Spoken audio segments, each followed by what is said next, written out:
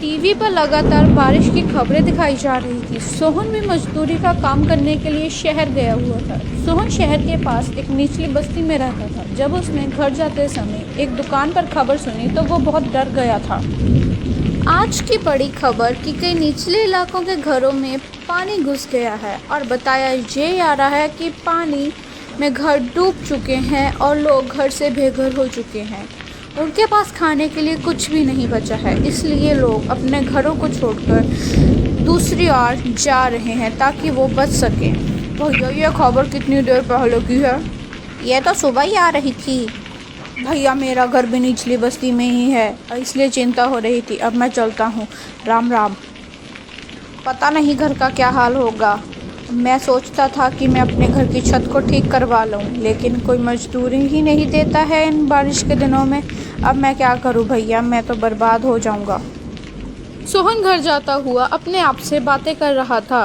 बारिश के कारण शहर की सड़कों पर भी पानी आ गया था। सोहन के पास 100-200 रुपये थे, जिनका वो खाने पीने का सामान घर लेकर जा रहा था। उसकी पत्नी और बच्चे घर में घुसे पानी को घर से बाहर निकाल रहे थे। गौरी रुको, मैं मदद करता हूँ। 2 बाल्टी मुझे दो। कितनी देर से बारिश आ रही है, रुकने का नाम ही नहीं ले रही। बारिश रुक जाए तो पानी घर से बाहर निकल जाएगा। तुम चिंता मत करो गौरी, अब तो रात का समय है। हम कल सुबह ही शहर चले जाएंगे। वह दोनों लगातार पानी निकालने का प्रयास करते हैं। थोड़ी देर बाद बारिश रुक जाती है। माँ बापू, बारिश रुक गई। अगर बारिश रुक जाए तो हमें कोई दिक्कत नहीं आएगी, लेकिन शुरू हो गई तो हम कुछ नहीं कर सकते। ये लो कुछ खा लो, जब से आए हो तुमने कुछ नहीं खाया है। हाँ, जल्दी सामान बांध ले, हम सभी जा रहे हैं यहाँ से। बहुत पानी आ चुका है बस्ती में।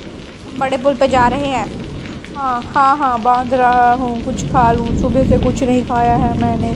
अगर ज़रूरत पड़ी तो सामान बांध लूँगा। गौरी जल्दी ही सारा सामान बांध लेती है और सोहन की भी आँख लग जाती है, क्योंकि वो बहुत ज़्यादा थका हुआ था। उसके साथ ही बच्चे सो जाते हैं। सुबह जब गौरी उठकर देखती है तो उनके आसपास पानी ही पानी था। सभी लोग इधर उधर भाग रहे थे। अरे सोहन जल्दी बाहर निकल, यहाँ पे बाढ़ आ चुकी है, हम नहीं बचेंगे यहाँ पे, जल्दी आ। अरे गौरी जल्दी निकल, बच्चों को लेकर, बाढ़ आ चुकी है यहाँ पे, जल्दी आ। उठो बच्चों, हमें यहाँ से जाना होगा। गौरी सारा सामान तो भीग चुका है, अभी कुछ भी लेके जाना खतरे से खाली नहीं। तुम जल्दी से गीता का पकड़ो, मैं बिट्टू को पकड़ता हूँ। जैसे ही सोहन बिट्टू को पकड़ने के लिए जाता है तभी घर की छत गिर जाती है और घर की छत का एक टुकड़ा बिट्टू को लग जाता है, जिसके कारण उसके सिर से खून निकलने लग जाता है। तभी गौरी रोने लग जाती है। सोना जी कुछ करो, बिट्टू के सिर से बहुत खून बह रहा है, वो आंखें भी नहीं खोल रहा। घबराओ मत गौरी, मैं कुछ करता हूँ। तभी सोहन वहाँ से चले जाता है और इधर उधर मदद मांगने लग जाता है। भैया जी, अगर आप रामपुर जा रहे हैं तो किसी डॉक्टर को भेज देना, आपकी बड़ी मेहरबानी होगी। भैया जी, तुम्हें यहाँ कोई डॉक्टर नहीं मिलेगा, ये निचला इलाका है, यहाँ कोई डॉक्टर नहीं आता। भैया जी, यहाँ पर आपको कोई डॉक्टर नहीं मिलेगा, आप पुल तक पहुँच जाइए, क्या पता आपको कोई मदद मिल जाए। हाँ, ये ठीक है, क्या पता कोई मदद मिल जाए। हे भगवान, मेरे बच्चे की रक्षा करना।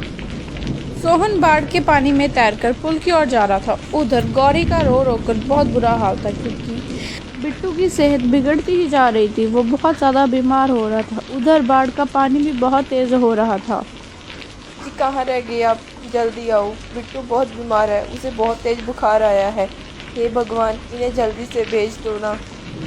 मेरे बच्चे, आंखें खोल, क्या हुआ तुझे? सोहन किसी तरह पुल तक पहुंचता है। उधर भी भागदौड़ लगी हुई थी। भैया, यहाँ पे कोई डॉक्टर मिलेगा?